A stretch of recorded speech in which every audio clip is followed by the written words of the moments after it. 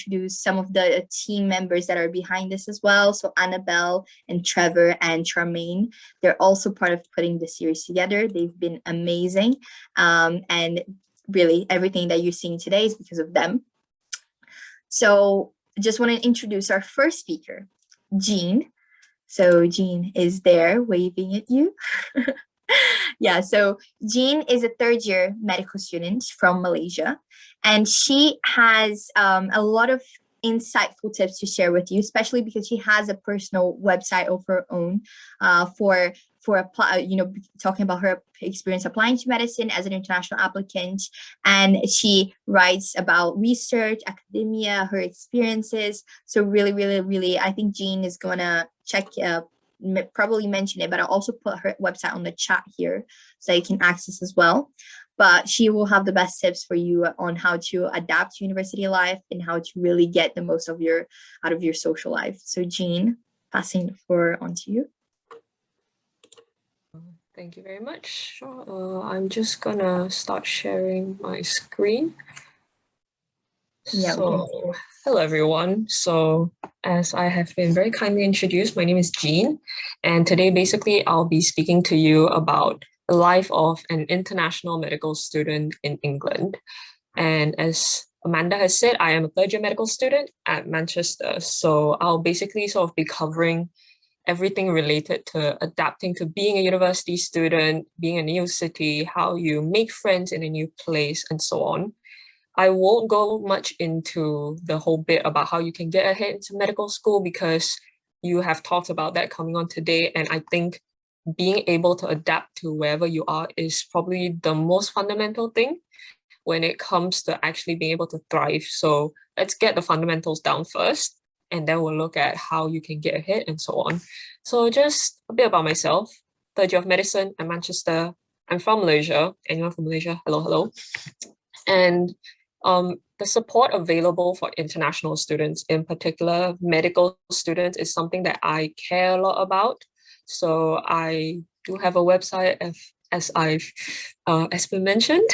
I also do a lot of work related to support for international students within my own university and medical schools. So thank you very much to CHIPS for inviting me to speak about something that I care so much about, really. And if you'd like to reach me after this session, you can find me on Twitter and LinkedIn, and there's obviously my website as well.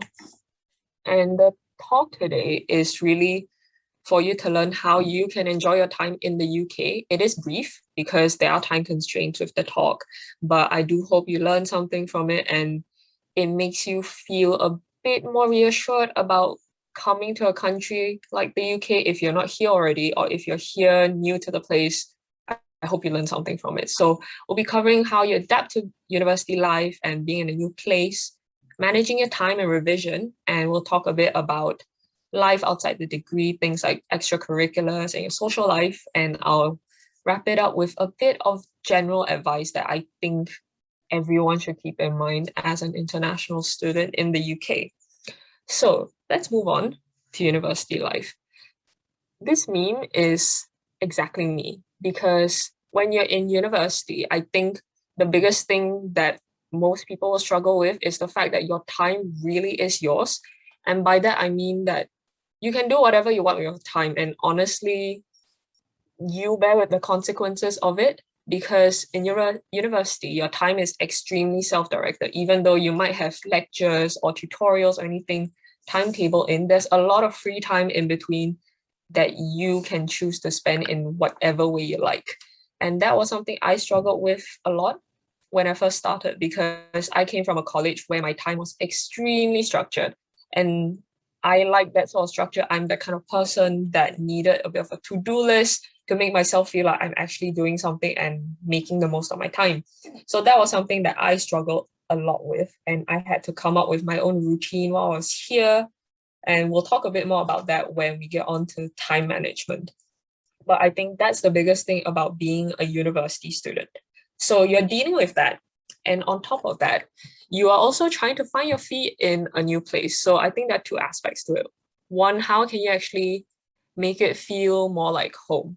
So things like, how can you make, let's say, your room and your flat feel more like your own place instead of like a place you've rented. So like me, you could do this, put pictures up on your wall, just like I've done, covered some of the pictures up because yeah, they're a bit embarrassing. But anyway, so photos on your wall and things like that. A very big thing is really exploring the place and just getting familiar with whichever city you're at.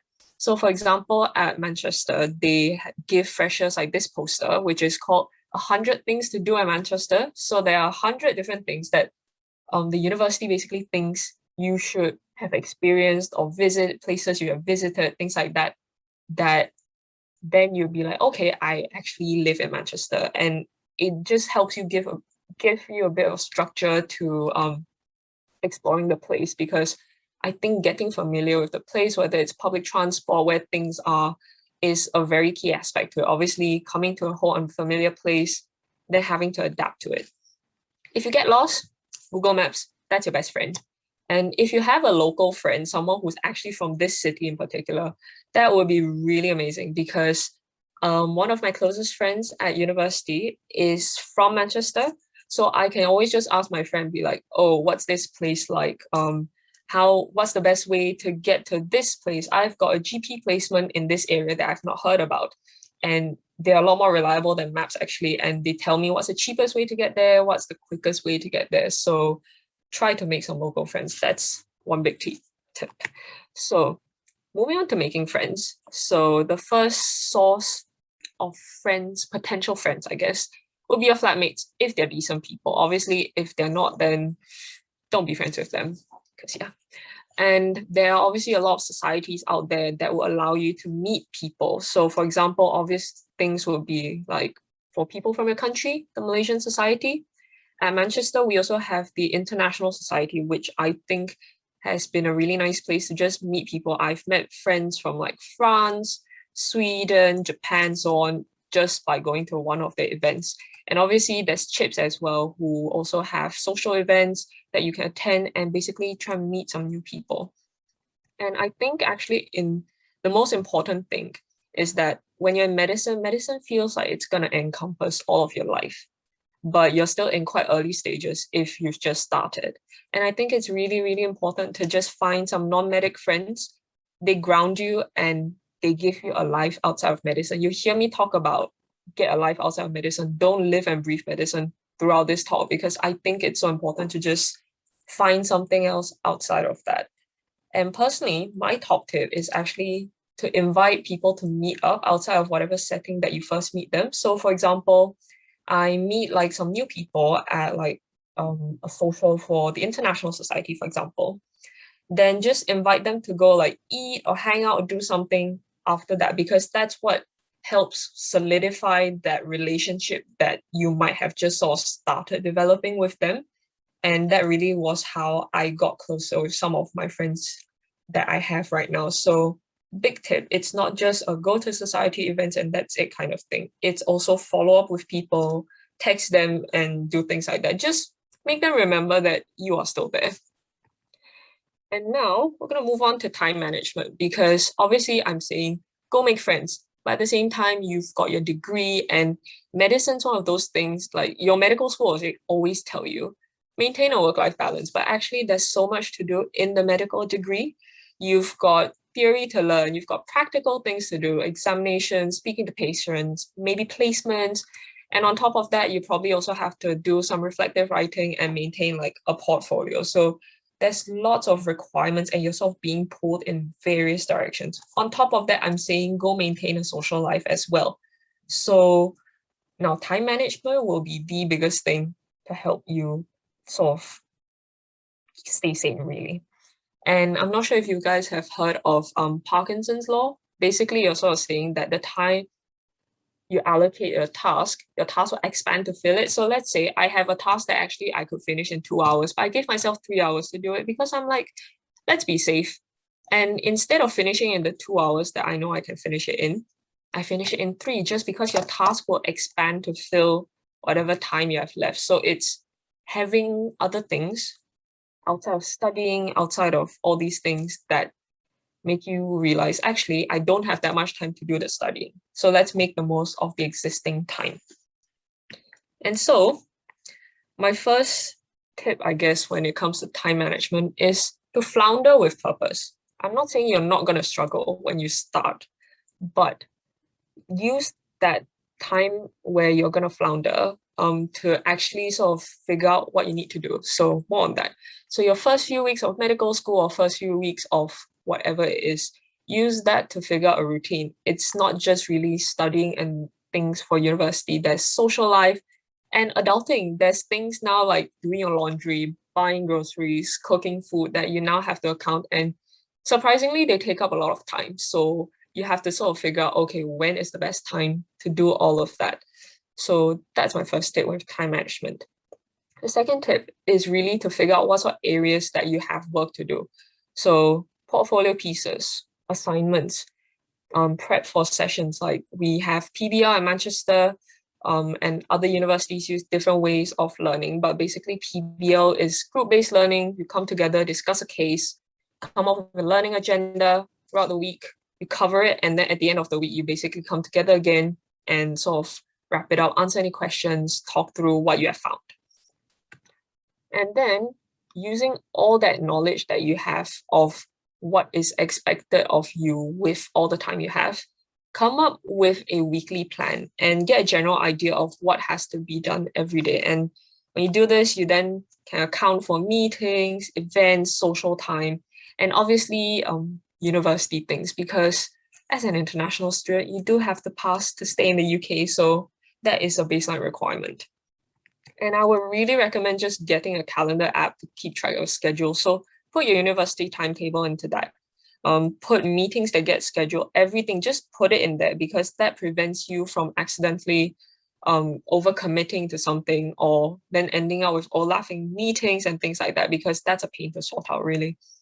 So I've got some examples of my own to-do list.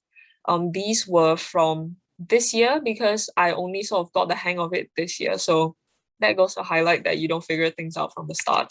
So for example, I've sort of separated it out into different categories. I do this on Google Keep if anyone wants to know. So right here at the bottom, I've got like all my meetings that I have. And then I have things for medical school. So for example, I need to review my flashcards. I've got portfolio entries. I've got things to get signed off on placement. Got other things. I've got my exercise, because that's how I make sure I actually exercise, and society work as well. Obviously, when you're first starting out, you might not actually have that. And this is a separate to-do list that I have for each week, because for me, my weeks are basically separated into different cases. So I just title it by the case. So I've got things from previous cases, current cases, different sessions that I've got to do online, and also things like my sign-offs. I need to get a history examination, so on. And you can do it whatever way you want, but really it's about finding whatever works for you. Now, here comes studying. That's the hardest bit, because you are now expected to learn things in a whole variety of ways. There's theoretical knowledge, there's practical things. I'm going to briefly just talk about the theoretical bit, just because I think you need to get that down first. When it comes to practical things, I think it's a lot of practice, basically. Now, first thing to figure out, how do you want to take your notes? Are you going to go digital? Or are you going to go paper? If you're going to go digital, are you going to write? So for example, using like an Apple Pencil or stylus of some sort, or are you going to type this on your laptop? So lots of people do it in different ways, and it's completely fine whatever way you go with, but you need to figure out what works for you. And that's why I say at the first few weeks, flounder with purpose. Use those few weeks to try different things out, or try paper notes. Like if they take too much time, is it going to be quicker if you do digital notes instead? Maybe that's more portable for you as well. And then you sort of need to figure out what resources are you going to use. And I really would say find some textbooks you like for each area. So maybe physiology, anatomy, and just stick to them. Obviously, if they're good. If they're bad, don't hesitate to change them. But for that, use like reading lists that you get from your medical school and basically check those out, have a look and see, do you like them? Again, use the first few weeks to try out different things. And there are loads of online resources here. And I've just mentioned a few. I'm very sure that if you know some people in years above, they've got some better advice for your specific medical school. So I'm not going to talk too much about that. But there are question banks, there are YouTube channels and websites such as Ninja Nerd, Geeky Medics. But in terms of actual revision, I think my revision style has been summarized into active recall and spaced repetition. So by that, we're sort of saying, when we say active recall, basically you're trying to recall something by making your brain work for it. It's not just about rereading your notes or highlighting your notes. It's really trying to get that information out of your head. And that's actually really, really tough. And I do it through a variety of methods. So flashcards, I use Anki. I do what I call brain dumping. Basically, I get a blank piece of paper. I write down every single thing I know about a certain topic. Let's say I'm doing, I don't know, anatomy of the female reproductive system. I'll just write every single thing down. I probably won't get everything, but that then helps me figure out, okay, I actually don't know this. I might need to spend a bit more time doing it. And basically, spaced repetition is just doing active recall at like intervals that get progressively longer and longer. You probably know about it if you're a medical student. So that's why I say, if you know it, you know it. But that's really the way I would recommend you revise. And it's worked for me so far. I've not failed any exams. I've actually done pretty well. So I'm somewhat reliable, guys. And now, moving on to your life outside of the degree. As I've said, I always keep saying, have a life outside of medicine. Don't live and breathe medicine. Yes, it takes a lot of your time and of your life, but actually, when you first start, you have a lot more free time than you think. And we don't realize it because obviously initially we're struggling with being in a new place and adapting to a whole different environment. That's completely fine. But you do actually have a lot more free time than you think.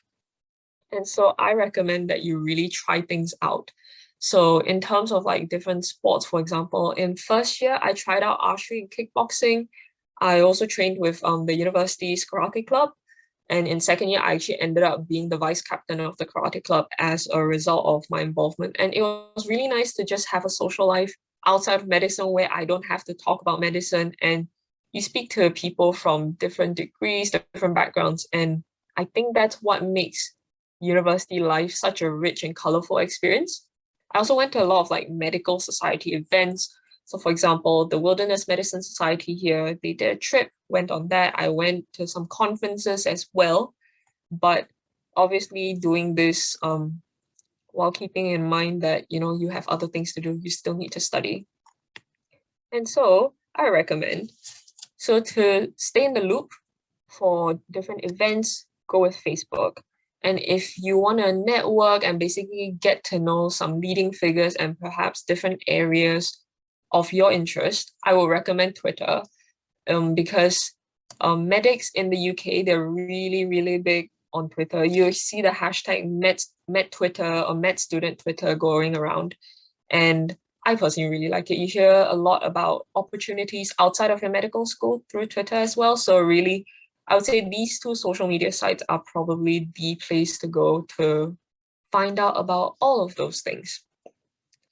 And I'm almost at the end of my presentation. It was a very quick fire one. My final bits of advice. So I really have four main things I would say. First of all, coming to the UK, being an international medical student is very tough, as we probably all know. And I think this is a period of time where you are trying to get to know yourself better. It can be very simple things from just how do you cope? How do you study best? What time of the day is when you're most like productive or efficient? And it's all about that. So don't rush into anything. And if there's a struggle, it's completely fine. Which leads on to my next point, really. You will not figure it out from the start. I only sort of started figuring things out towards second year, really. So not even in first year, obviously with COVID cutting my first year mostly short, basically. So you won't figure things out from the start and it's fine. But just remember that you have a lot of different avenues of support. And it's only now that I'm in my third year, I sort of feel like I've found myself a bit more. So it's completely fine to struggle and it's an ongoing process. Just seek help if you feel like something's up. Just say, I need help. It's completely fine. that bit of advice is really to go at your own pace. You'll settle in at a different rate compared to some other students. Like I remember seeing people going around, going out having fun, and it seemed like they weren't struggling. And I was really, really struggling at the time. But I'm here now. I'm very happy with where I am. And once you're settled in, you can start getting involved with things. You don't have to rush into being on like a committee or like starting something in your first year of medical school. Really, the experience does help you actually with all those things as well. So try and get the experience first, learn your medicine first, completely fine. Just take your time. And really, the final bit, I think, is the most important bit. You come first.